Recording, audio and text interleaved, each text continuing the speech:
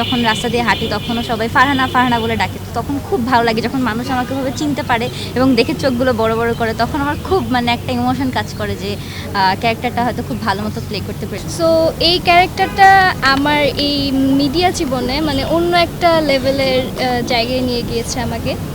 সবাই জানে যে আমি আসলে ফারহানা ক্যারেক্টারটা সবার কাছে এত মায়ের একটা ক্যারেক্টার হয়ে গেছে, কারণ কি সবাই আমাকে ফারহানা হিসেবে দেখে এবং যখন রাস্তা দিয়ে হাঁটি তখনও সবাই ফারহানা ফারহানা বলে ডাকে। তখন খুব ভালো লাগে যখন মানুষ আমাকে ভাবে চিনতে পারে এবং দেখে চোখগুলো বড় বড় করে, তখন আমার খুব মানে একটা ইমোশন কাজ করে যে ক্যারেক্টারটা হয়তো খুব ভালো মতো প্লে করতে পেরেছি। আর সবচেয়ে বড় কথা হচ্ছে অনেক সিনিয়র আর্টিস্টদের সাথে কাজ করছি, সবাই অনেক আদর করে আমাকে এবং তাদের কাছ থেকে নতুন নতুন জিনিস শিখছি। এটাও একটা এক্সপিরিয়েন্স আমার জন্য, অনেক ভালো একটা এক্সপিরিয়েন্স। আর ফারহানা ক্যারেক্টারটা ভাইয়া যেমন বললো সামের ক্যারেক্টারটা ফেড হয়ে গেলে ভাই অনেক কষ্ট পাবে, তো ফারহানা ক্যারেক্টারটা ফেড হয়ে গেলে আমিও ঠিক সেরকম কষ্ট পাবো, কারণ কি আমিও বাইরে গেলে যখন সবাই ফারহানা বলেছি না আমার খুব ভালো লাগে, আমারও মাঝে মাঝে মনে হয় যে আমার নাম হয়তো ফারহানা হলে ভালো হতো।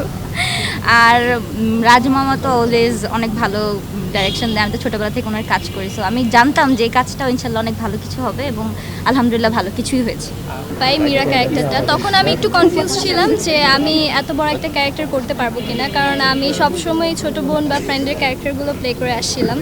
সেই জায়গা থেকে ইরফান সাজ্জাদ ভাইয়ের মতো অভিনেতার সাথে অ্যাক্টিং করা, তাদের স্কিলে অ্যাক্টিং করা ক্যামেরার সামনে একটু মনে হচ্ছিল টাফ, বাট যখন আমি কাজ করা শুরু করি, সেটে আসি, রাজ ভাইয়ের ডিরেকশন খুবই অ্যামেজিং অ্যান্ড খুবই ইজিলি আমাদের শ্যুটগুলো নেমে যায়।